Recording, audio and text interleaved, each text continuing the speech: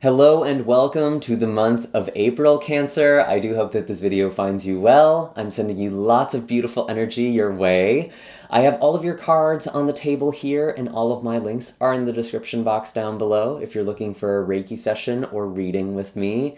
I just want to thank all of you who have supported this channel with your likes, shares, comments, and subscribes. It's really with all of your support that I am able to keep putting out these videos, doing this incredible work. So seriously, from the bottom of my heart, thank you so much. And an extra special thank you to my patrons on Patreon. We actually had our first live stream last week, and I actually had a ton of fun. I'd love to see some more faces next time, so if that sounds interesting to you, check out the link in the description box down below for Patreon.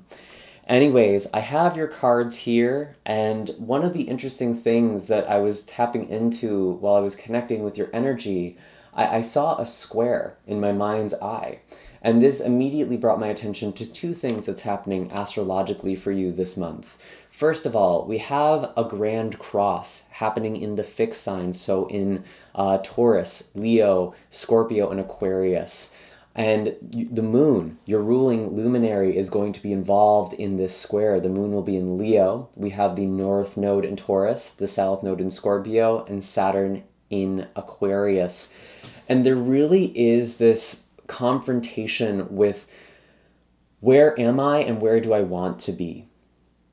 There's a lot about destiny that comes with the North Node, and there is a lot about lessons and hardship with Saturn involved, and fixed energy itself, the middle of the season. That's what these signs represent. That's what fixed means. It's one of the three modalities. In astrology, signs are either mutable, cardinal, or fixed. The fixed sign represents the middle of the season. And so with this very solid energy, it's not easy to budge. Something might be coming to a standstill with this kind of square sort of pattern that we have here. And the square was specifically on its side, so it was almost in a diamond shape. That might be significant for some of you. It's just how it came to me in my mind's eye. The other thing that's going to be happening this month, we have the other cardinal signs. You yourself are a cardinal sign. You start a season. So does Aries, and so does Capricorn, and so does Libra. We have Aries season. We have all of the inner planets moving through Aries, or most of the inner planets moving through Aries this month, including the sun. We have a full moon in Libra on the 16th. And then we also have... what's the other one? We had Libra, we had Aries, Capricorn. We have Pluto actually going retrograde in Capricorn at the end of this month. So again, there is kind of these energies that are not necessarily working very well for you, or they may be challenging you in some way. They may be refining you in some way. I don't want to look at this as something that is doom and gloom by any means. This is actually a very important month for you, Cancer. This month is very much about your spiritual growth, and it's very much about you connecting with who you are deep down. That's something that's going to be really important. And also the role that you want to fill in the world. That's especially important with Aries season. This represents your 10th house, your career, your role in the world at large. So there really are some big questions that you're going to be asking yourself this month. And there may even be some major changes that are happening, especially with the eclipse that we have on the 30th. This new moon in Taurus is a solar eclipse. And so there are some new beginnings, and very often with these new beginnings, there are some endings as well. I do want to get into the cards, but I felt like I needed to share this with you first, given that's what kind of came into my mind's eye. And maybe some of you are noticing squares. Maybe there's something about diamond shapes that could be significant for you as well. So the first card that we actually have is the Two of Cups, and this is showing up in the past. The Two of Cups often signifies a relationship, but it really could be anything that you're committed to, anything that is important or near and dear to your heart. And I do feel like there was an ending. You had to sever some tie or sever some connection with something or someone that meant a great deal to you, because we do have the Death card here as well. And I think one of the very hard lessons you've been learning, and something you're actually going to be mastering this month potentially, is the difference between unconditional love and enabling. I really get this vibe. I know this might be kind of a heavy reading. I'm sort of warning you now. We will pull some healing cards at the end. I'm not going to leave you hanging. But I feel like there are some major changes, and it feels like you've cut contact with someone with the Ace of Swords. Okay, so there's been something that you have just had to sever. Something is not working, or maybe you're having a hard time ending something. You know you need to end something. You know you need to sever a connection or cut a cord, so to speak, with someone. And you're just having a very hard time doing that. And it's either you or another person involved in this situation, maybe the person who this could be representing, or someone involved in a situation that you're very connected to. Someone is having trouble sleeping with the Nine of Swords. And I think that has a lot to do with grieving or letting something go. The Death card is ironically actually showing up as your advice this month. And I want to tell you to just feel your emotions, to let yourself grieve, to let yourself go through the big emotional changes that could be happening this month. Because again, we do have an eclipse. We have Pluto going retrograde in your opposite sign. There is kind of a review of things that need to be let go. Pluto is actually very connected to the Death card because death naturally pertains to Scorpionic energy, and Pluto rules over Scorpio. And with Pluto in Capricorn, this is your opposite sign. So this pertains to your relationships. This pertains to the way that you connect with other people. There's a major change, and you need to have boundaries this month, Cancer. Unconditional love does not mean having no boundaries. And I feel like some of you are in a situation, honestly, like I think it's not even about a lack of love. And that's why something is so hard to let go of, whether this is a relationship or a situation. You love this person, you love this thing, and you know it's not working for you, or you need to distance yourself from this thing. And that's what makes it so hard. Because we still have the Two of Cups. It's still upright, okay? This feels very significant to me. I do see in the future we have the Empress and the King of Wands, which is actually very interesting energy. I almost read your energy as the Empress, but it could be pertaining to a Taurus or a Libra. And we also have the King of Wands, which could be fire sign energy. So this could be Aries, Leo, or Sagittarius. It's especially important to Leo energy. So if some of you are Leo cusps or in the last 10 days of Cancer season, kind of on the cusp of Leo energy, this is almost you committing to yourself and practicing self-love. Again, there is a career here. There is a major purpose. For those of you who are watching this reading, you have a serious life purpose. And this is both a gift, and it also comes with some burdens. It also comes with losses. You are going to have to cut yourself away from things that are not serving you, or people who do not serve your greater purpose. And that's very, very painful sometimes. It's a very hard thing to do. I know what that can feel like. It feels like in my own life on this journey, I've had to let go of a lot of people in order to become a reader, in order to be on the path I am in now. There is a lot of paths that I had to leave. And sometimes we have to choose a path. And in choosing a path, we, by virtue of making a choice, lose out on other relationships, on other possibilities. And if there is a relationship that didn't go well for you, if there was a situation that hasn't gone in your favor, then trust that there is something else for you and that you are being called towards it in a very beautiful way. Some of you are actually very hesitant to share this with the world, share your gifts, because we have the butterfly and the oyster. And both of these cards kind of speak of burgeoning, coming out into the world, opening, sharing the pearl of the oyster here, and coming out of the cocoon of this inner transformation with the butterfly. Some of you have been in kind of hermit mode actually for a while. The situation that ended is something that happened a while for some of you, a while ago, I should say. And so it's been kind of this reclusive period, or you've been taking time to heal, or maybe you still need to take this time to heal. Some of you do need to do this, so you really need to trust your own intuition and discernment here. But there is going to be a point where you need to open yourself up to the world again, and it's not going to feel comfortable. It's not going to necessarily feel easy, but you're going to just feel like something has to change. I'm ready for something new, even if that kind of freaks me out. I know I need to put myself out in the world.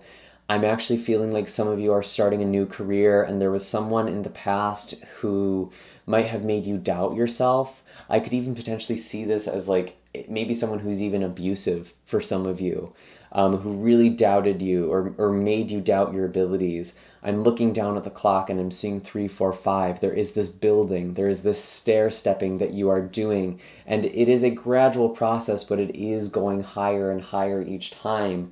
And again, it might not necessarily feel perfectly natural to you at first, but you have this gift inside of you. You have this pearl, and this gift could be any number of things. Maybe this is just referring to your great capacity for love. That is meant to be something that you share with other people. But there could be someone in your life, or there could have been people in your life who exploited that and who used that in an unhealthy or destructive way.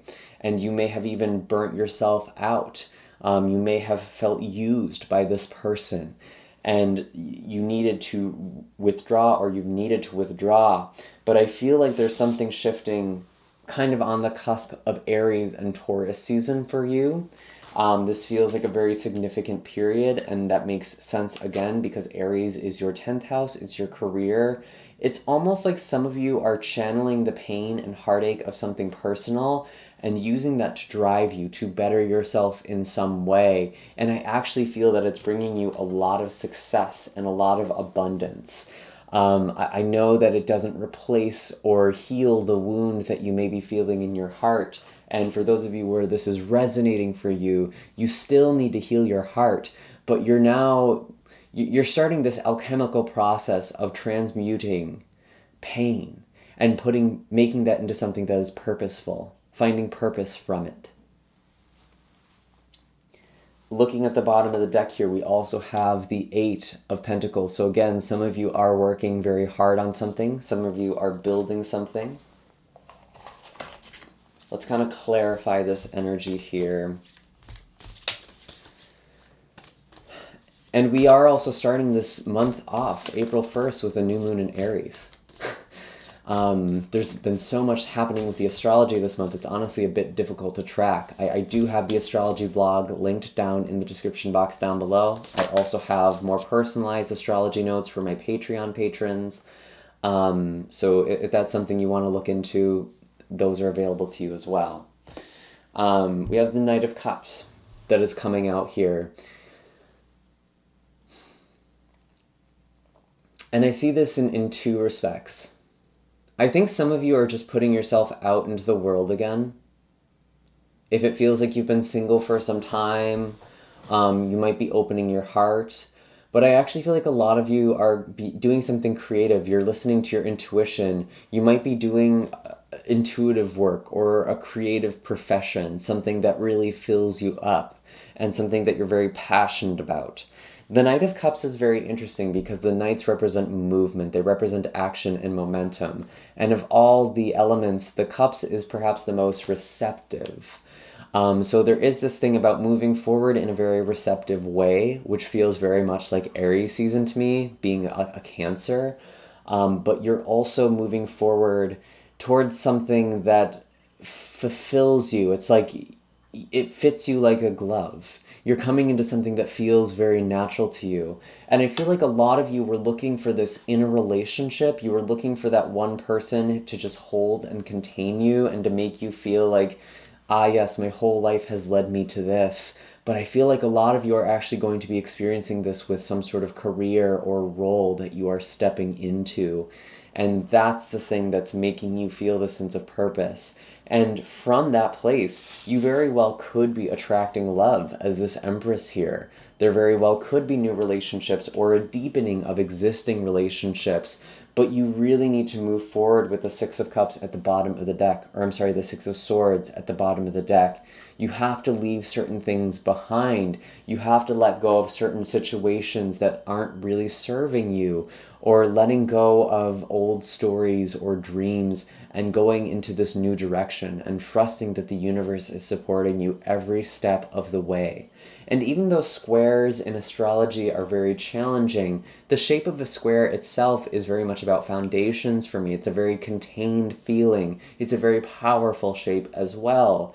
And some of you are really building a new foundation, something that is more stable for you and for your loved ones and for the relationships and life you want to have. I want to pull one more animal card here for you. And I also do want to pull a healing card for you because I feel like a lot of you could be in a hard energy right now. So what is the animal card for Cancer? Are there any other animal cards for Cancer? Show us clearly, please. Show us clearly. So I have the unicorn that also came out with the hummingbird. So again, some of you are piercing through the veil of illusion. You're opening your third eye. You could be doing something intuitive. There could be something spiritual that you are seeking out or pursuing this month. And with the hummingbird, this is very much about following your joy. So really, really beautiful energy. I actually love to see this. And we do have a conjunction with Neptune and Jupiter happening this month as well. This is actually a really significant thing. I argue it's the most significant thing happening in 2022 astrologically. And this conjunction is so significant because both Jupiter and Neptune rule over Pisces. And the last time they came together in this sign was in like 1856. So this is a very rare alignment. And for you specifically, Pisces energy represents your 9th house. It represents new horizons. It represents travel. It could also represent wisdom, like education or spirituality. So there's a lot here that could be giving you a perspective shift as well. And some of you might literally be traveling with the Six of Swords or planning travel. If it's something you would like to manifest, this is an amazing time to manifest travel opportunities or opportunities to better yourself or to open your awareness, to expand or broaden your horizons. So really, really exciting energy, honestly. But it does, again, feel like needing to step out of your comfort zone. And I think of an expression for you, Cancer.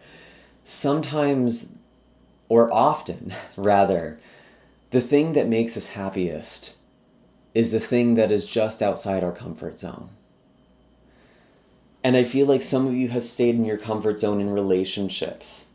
And that could be staying in relationships that aren't good for you or isolating yourself. It could go either way. But you're being asked to leave something behind, to leave an old way of being behind, to move into something new.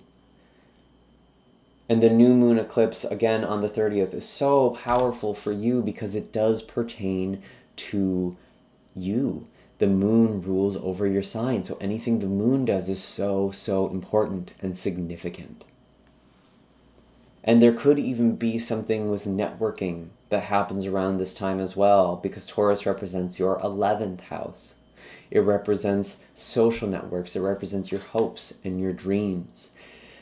And for this energy, I often find with eclipses, we kind of just need to lay low and let our lives shift with them. It's not necessarily the best time to manifest. I'm not going to tell you just deadpan no, don't ever do magic or energy work on an eclipse. Some people will. I think there is always a way to work with them, but you need to use your discernment here. And if you have any sort of apprehension about working with eclipses, then you probably shouldn't do it, because any emotion that you have is going to be amplified multifold. But with a shadow falling over the sun with this new moon eclipse, this partial solar eclipse, I should say, this is really a good time to put something in this shadow and release it.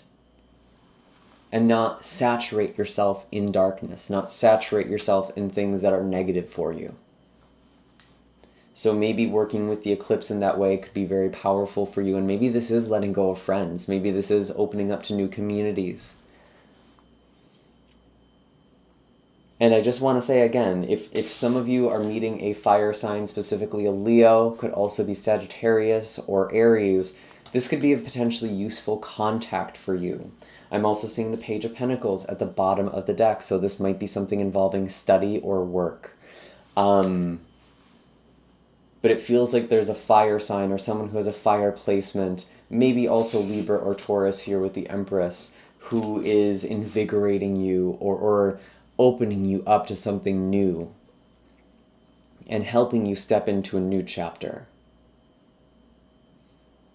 And I do want to pull a healing card for you. I kind of feel like you don't even need it anymore, to be honest, but I'm going to pull it for you anyway.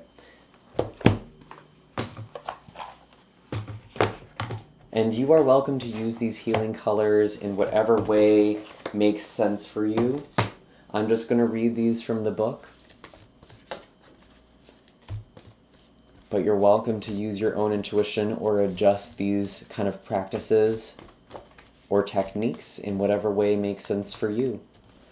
So what is the healing color for Cancer? What is the healing color for Cancer? What is the healing color for Cancer? Show me clearly, please.